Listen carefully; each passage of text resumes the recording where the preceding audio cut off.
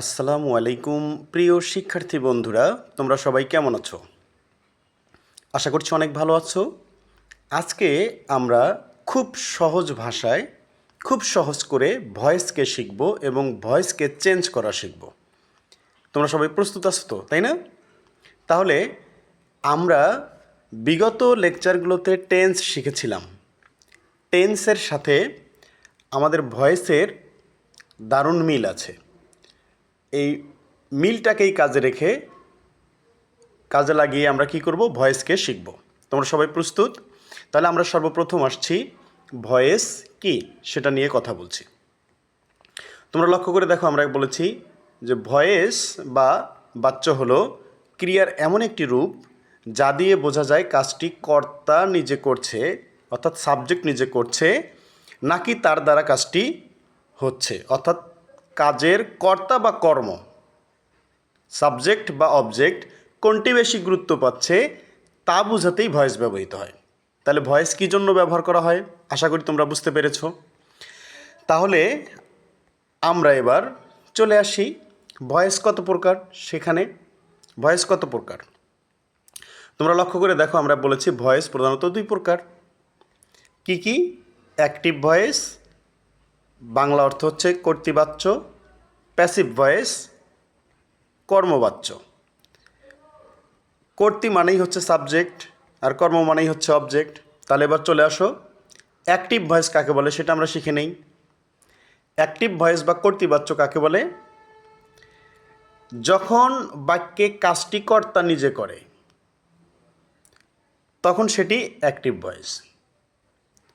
এখানে কর্তা বা সাবজেক্ট মূল কাজটি করছে, এটা হলো অ্যাক্টিভ। মূলত অ্যাক্টিভ ভয়েস বলতে টেন্সের বাক্যগুলোকে বোঝায়। কার বাক্যগুলো বলো তো? টেন্সের বাক্যগুলোকে বোঝাবে। কারণ টেন্সের বাক্যগুলোতে আমরা সাধারণত কি পাবো? সাবজেক্টকে সক্রিয় অবস্থায় পাবো। তোমরা লক্ষ্য করে দেখো, আমরা এখানে যে বাক্যগুলো দিয়েছি, দে প্লে ফুটবল, তারা ফুটবল খেলে, হি ইজ ওয়াচিং টিভি, সে টিভি দেখিতেছে, we had broken the chair, আমরা চেয়ারটি ভাঙ্গিয়াছিলাম। এই বাক্যগুলোতে দেখা যাচ্ছে যে কর্তা নিজেরাই কাজটি করছে। তোমরা লক্ষ্য করে দেখো, এখানে কাজটা করছে দে, এখানে কাজটা করছে হি, এবং এখানে কাজটা করছে উই। তার মানে এই কর্তাগুলো প্রত্যেকটাই সক্রিয় এবং কাজটা এই কর্তারাই করছে। এই জন্য এই কর্তাগুলো অ্যাক্টিভ, এই জন্য হলো অ্যাক্টিভ ভয়েস এগুলো। তাহলে আমরা অ্যাক্টিভ ভয়েস বলতে মূলত কী পাচ্ছি? টেন্সের বাক্যগুলোকেই পাচ্ছি। তাহলে এখানে আমরা প্রেজেন্ট ইনডিফিনিট টেন্সের একটা বাক্য পেলাম, এখানে প্রেজেন্ট কন্টিনিউয়াস টেন্সের একটা বাক্য পেলাম, এখানে পাস্ট পারফেক্ট টেন্সের একটা বাক্য পেলাম। তাহলে মূলত কি অ্যাক্টিভ ভয়েস বলতে কি অন্য কিছু বোঝায়? অর্থাৎ টেন্সের বাক্যগুলোকেই বোঝাচ্ছে। তাহলে আমরা এবার একটু প্যাসিভ ভয়েসে চলে আসি। প্যাসিভ ভয়েসে মানে কর্মবাচ্য। এই কর্মবাচ্য মানে কি? কর্ম মানেই তো অবজেক্ট। তাহলে যখন বাক্যে কাজটি কর্তা দ্বারা সম্পাদিত হয়, অর্থাৎ কাজটি কর্তা করে কিন্তু গুরুত্ব পায় কর্ম বা অবজেক্ট, তখন সেটি কি হয়ে যায়? প্যাসিভ ভয়েস হয়ে যায়। তাহলে প্যাসিভ ভয়েসে মূল কাজটি তো সাবজেক্টই করবে, কিন্তু প্রাধান্য পাবে কে? অবজেক্ট। প্রাধান্য পাবে এই অবজেক্ট। এই কারণে এটাকে আমরা কি বলি? Passive voice. অর্থাৎ এখানে সাবজেক্টটা প্যাসিভ অবস্থায় থাকে, অর্থাৎ এখানে নিষ্ক্রিয় অবস্থায় থাকে।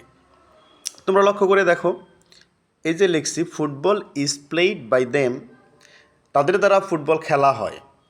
ফুটবল খেলা হয় তাদের দ্বারা, তার মানে এখানে ফুটবলটাকে প্রাধান্য দেওয়া হচ্ছে। অনুরূপভাবে তোমরা দেখো rice was eaten by them, এখানে রাইসটাকে প্রাধান্য দেওয়া হচ্ছে। আর রাইসটা কি সাবজেক্ট নাকি অবজেক্ট? তাহলে অবজেক্টটা প্রাধান্য পেল। এই অবজেক্টটা প্রাধান্য পাওয়ার কারণেই আমরা এটাকে বলছি কি? Passive voice. অর্থাৎ এই বাক্যগুলোতে কর্তা হলো গৌণ আর কর্ম হচ্ছে প্রধান। কর্তা মানে সাবজেক্ট হচ্ছে গৌণ আর কর্ম প্রধান মানে হচ্ছে অবজেক্ট হচ্ছে প্রধান। তার মানে প্যাসিভ ভয়েসে অবজেক্টটাকে প্রাধান্য দেওয়া হবে। তাহলে প্যাসিভ ভয়েস বোঝা গেছে। আমরা তাহলে অ্যাক্টিভ ভয়েস ও প্যাসিভ ভয়েস এদের সংজ্ঞাটা জেনে নিলাম। কারণ সাধারণভাবে কেউ তো আমাদেরকে জিজ্ঞেস করতে পারে, তোমরা কি বলতে পারবে যে ভয়েস কত প্রকার ও কী কী, এবং সেগুলোর সংজ্ঞা, দু একটা উদাহরণ, তাই না? তাহলে এখন আমরা দেখো কি বলেছি এখানে, অ্যাক্টিভ ও প্যাসিভ করার নিয়ম। তো অ্যাক্টিভ ও প্যাসিভ করার নিয়মের পূর্বে আমি তোমাদেরকে ছোট্ট একটা ছড়া শুনিয়ে দিই, তাহলে তোমাদের অ্যাক্টিভ প্যাসিভ বুঝতে অনেক সহজ হবে। অবজেক্ট বেটা সাবজেক্ট হয়ে হি হি করে হাসে, নমিনেটিভ লজ্জা পেয়ে বাইয়ের পরে বসে, মূল ভার্বের V3 হয়, তার পূর্বে ঠেসে বসে এভি মহাশয়। তোমরা তো জানো যে V3 মানে হচ্ছে ভার্বের পাস্ট পার্টিসিপল ফর্ম, আর এভি মানে হচ্ছে অক্সিলারি ভার্ব। তাহলে বুঝতে তো কোনো অসুবিধা নেই, তাই না? এখান থেকেই কিন্তু আমরা অ্যাক্টিভ থেকে প্যাসিভ করার 5টি নিয়ম পেয়ে যাব। 1 নম্বর নিয়মে কী পেয়েছি কি দেখো, অবজেক্ট সাবজেক্ট হবে। 2 নম্বর নিয়ম আমরা কি পেয়েছি, অক্সিলারি ভার্ব বসবে। 3 নম্বর নিয়ম কি পেয়েছি, V3 বসবে, মানে ভার্বের পাস্ট পার্টিসিপল ফর্ম বসবে। 4 নম্বর নিয়ম কি পেয়েছি, বাই বসবে। 5 নম্বর নিয়ম কি পেয়েছি, সাবজেক্টের অবজেক্টিভ ফর্ম বসবে। তাহলে এই 5টি যে নিয়ম আমরা পেলাম, এই 5টি নিয়ম ধারাবাহিকভাবে আমাদের মনে রাখতে হবে, ওলট পালট করে মুখস্থ করা যাবে না। আর তোমরা তো জানো যে আমরা সাবজেক্টিভ ও অবজেক্টিভ ফর্ম যখন পার্সন পড়েছিলাম তখন শিখেছি, সেটা দেখো আমাদের ভয়েস করতে এসে সহযোগিতা করছে। কি বুঝতে পেরেছ?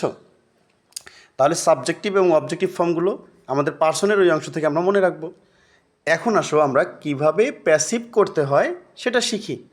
কিভাবে প্যাসিভ করব, তার জন্য আমরা একটা অ্যাক্টিভ সেন্টেন্স নিচ্ছি, আই ইট রাইস। সেন্টেন্সটা কি, আই ইট রাইস। তোমরা লক্ষ্য করে দেখো, এখানে আই হচ্ছে সাবজেক্ট, ইট হচ্ছে ভার্ব এবং রাইস হচ্ছে অবজেক্ট।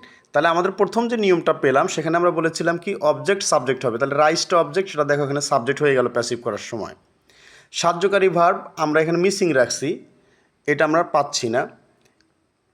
ইট আমরা বলছি ভার্বের পাস্ট পার্টিসিপল ফর্ম বসবে, ইট আছে এখানে, সেখান থেকে ভার্বের পাস্ট পার্টিসিপল ফর্ম কী হয়েছে, ইটেন। এরপরে তুমি লক্ষ্য করো, আমরা 4 নম্বর নিয়মে বলছিলাম যে বাই বসবে, বাই বসিয়েছি। তারপরে 5 নম্বর নিয়ম আমরা বলছি সাবজেক্টের অবজেক্টিভ ফর্ম, সাবজেক্ট এখানে আই, তার অবজেক্টিভ ফর্ম হলো মি, এখানে বসিয়েছি।